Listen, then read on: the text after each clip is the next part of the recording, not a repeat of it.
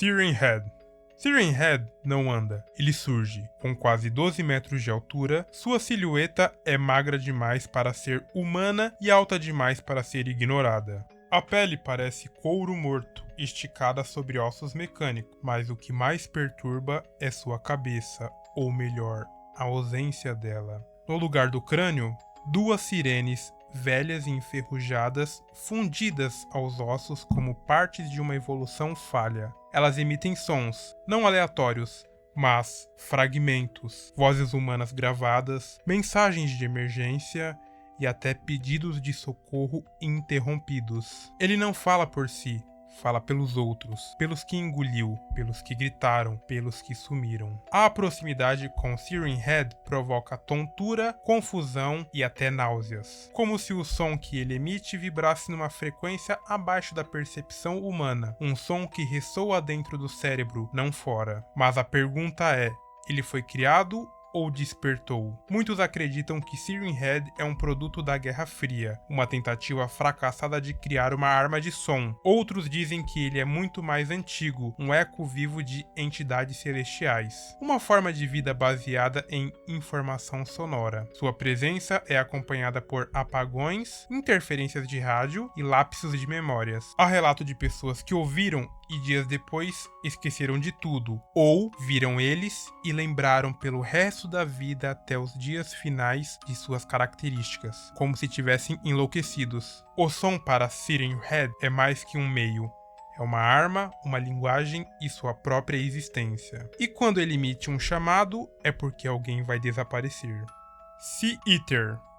Não se sabe de onde ele veio, só que o mar o quer de volta. Sea Eater é uma espécie de leviatã que só aparece em costas distantes. Praias abandonadas, envolto por uma névoa que não deveria existir. É impossível saber o seu tamanho, apenas partes são visíveis de cada vez. Mandíbulas como containers de navio, olhos negros como pérolas, barbatanas afiadas que cortam o oceano como bisturis. Ele não deixa rastros. Ele apaga os rastros. Navios afundam, faróis somem, vilarejos costeiros perdem 300 habitantes em uma só noite. Tudo documentado, tudo registrado. Mas, dias depois, os arquivos se apagam, o nome da cidade desaparece de mapas e os únicos que lembram enlouquecem. Sea Eater não devora a carne, ele devora a existência. É como se ele fosse um filtro cósmico que exclui tudo que toca na linha do tempo. Uma criatura que reescreve a realidade ao seu redor, tornando cada vítima uma memória coletiva corrompida. Ele pode ser um organismo ou um evento consciente. E se o mar é o inconsciente coletivo da Terra, Sea Eater é o pesadelo mais profundo. Um animal que não mata, reescreve. Uma divindade esquecida feita para garantir que certas coisas nunca tenham acontecido. Watchtower. Em uma pequena cidade, onde a paz reina, há uma presença imponente. Uma criatura colossal de 4 patas que observa tudo. Watchtower, com uma pelagem espessa, parecendo mais uma espécie de elefante do que qualquer outra coisa. Ela ergue-se sobre a cidade como uma montanha viva. Sua cabeça, em forma de feijão, é quase completamente coberta por pelos, deixando pouco de seus traços faciais à vista. Mas o que realmente chama atenção são os 4 galhos que se assemelham a ramos de árvores, projetando-se da sua cabeça, tornando-a uma visão de pura grandiosidade e mistério. Conhecida como protetora e mascote da cidade, Watchtower tem uma função clara: defender contra ameaças, talvez criaturas ou qualquer outro que represente um perigo. Com sua força imensa e tamanho monumental, ela pode esmagar inimigos menores, causar terremotos com seus pisões e servir como uma sentinela imbatível, protegendo tanto a cidade quanto seus visitantes. Então sim, precisamos agradecer sua presença. Big Charlie. Já imaginou o que acontece quando a ciência vai longe demais? Big Charlie é uma horrível combinação de pesadelo e gado. Uma abominação que vaga pelo campo após escapar de uma planta de processamento de carne sinistra. Ela é uma vaca magra e imensa, com um focinho que mais parece um bico e seus olhos mortos, sugerindo que ela não pode ver bem. Mas o verdadeiro horror surge da sua barriga. Tumores carnudos caem de seu corpo a todo momento, liberando hordas de pequenos filhotes inquietantes que se espalham assim que nascem. Big Charlie parece alheia a tudo isso, sem instinto parental, vagando pelo campo como qualquer outro animal. Dizem que essa monstruosidade é resultado de experimentação genética, criada para gerar carne infinita. Mas, como tudo na ciência, algo deu terrivelmente errado. Agora, livre de cativeiro, Big Charlie vaga pela paisagem, espalhando seu pesadelo. Felizmente, Big Charlie é inofensiva na maior parte do tempo, mas isso não a torna menos aterrorizante. Ela só parece um pesadelo em carne e osso, uma monstruosidade que parece ter sido moldada para lembrar a todos o que acontece quando a ciência ultrapassa os limites da moralidade. Ela também é registrada como o SCP-4158. Quem sabe talvez um dia falemos mais sobre ela. Bellringer.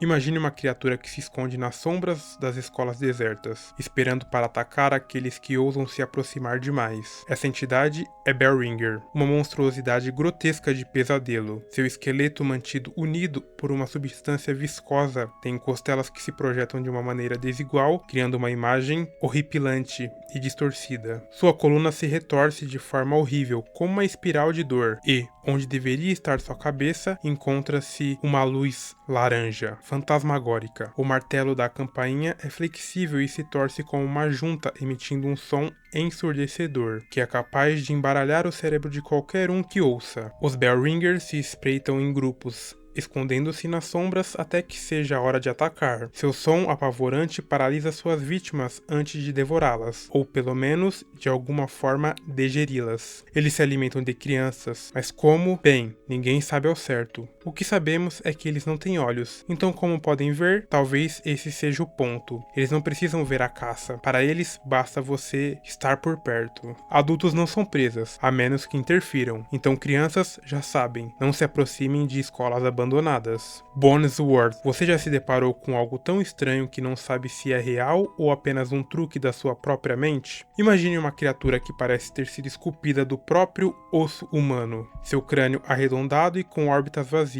parece ter sido cortado ao meio, mas quem tentou falhou miseravelmente. Sua cabeça é um labirinto de camadas infinitas, cada uma se abrindo para revelar mais camadas abaixo. Uma construção impossível de entender. Sua cabeça está conectada a uma caixa torácica vazia, uma casca que nada esconde. Embora sua aparência não seja amigável, Bonesworth não é uma ameaça mortal. Na verdade, ele é mais um travesso do que um monstro. Ele se diverte com brincadeiras inocentes, como mover escadas ou prender pessoas em garagens. Mas não se engane, essa criatura possui uma presença perturbadora. Ela pode induzir insônia e até doenças. Embora não se saiba se isso acontece com todos ou apenas aqueles que ele escolhe perseguir, depois de encontrar o seu alvo, Bonesworth se torna pegajoso, e você consegue vê-lo, caso seja o seu alvo. Ele se torna uma espécie de trapaceiro estranho, um mistério ambulante, ao contrário da maioria das entidades que destrói ou devoram sem piedade. Você não sabe quando ele vai aparecer, mas quando ele aparecer, ele será o último a rir. Cartoon Cat. Esse ser anda torto, se estica demais, é representado por muitos risos e gritos que se misturam em sua voz, e seus olhos, eles não piscam. Cartoon Cat é uma entidade que assumiu a forma de um personagem de desenho animado, daqueles bem antigos, com luvas brancas e expressões exageradas. Mas algo está errado, ele é flexível demais. Os limites da física não se aplicam a ele. Ele surge em prédios vazios, pátios de escolas, shoppings abandonados, lugares onde a infância deveria ter sido segura. Cartoon Cat não fala, mas ri. Um riso que ecoa por corredores vazios, como se fosse uma espécie de força Toon ou um glitch de uma TV antiga. Sua representação é a base da corrupção da inocência, o colapso do imaginário, a ideia de que até os refúgios mais puros da mente podem ser invadidos, distorcidos e usados contra nós. Ele não mata rápido, ele brinca e quando você começa a rir junto, ele te leva. Fedit King. Você está sozinho. A tela do seu computador pisca. Uma imagem aparece. Um rosto esquelético, olhos abertos e uma boca rasgada demais. E no canto do arquivo, o nome: King B. Bird.jpg. Esse é Fidget King, ou o Rei Fédico, uma entidade de aparência cadavérica, esquelética, com um corpo magro como se tivesse sido sugado de dentro para fora, vestindo uma coroa de madeira cravada em seu crânio. Seu rosto é pior que a morte. Olhos ocos como buracos de erros, e uma boca permanentemente aberta como se ele estivesse tentando gritar. Essa entidade não anda pelas ruas, ela viaja por dispositivos. E cada vez que sua imagem aparece, mesmo como um simples erro, um ruído na tela ou uma figura embaçada, a corrupção começa. É um vírus metafísico, um parasita que se infiltra primeiro no mundo digital, zumbidos no ouvido, náuseas leves, paranoia e uma sensação de sempre estar sendo observado, mesmo quando você está com os olhos fechados. Especialistas da internet obscura chamam isso de infecção cruzada, quando o sinal atravessa o meio digital e entra na mente biológica. O processo é lento, progressivo, começa com notificações, depois sonhos, até que o próprio Fidget King aparece, olhando diretamente para você, não através da tela, mas através da realidade. Ninguém sabe ao certo como ele mata, mas todos os dispositivos infectados eventualmente caem no silêncio total e seus donos somem.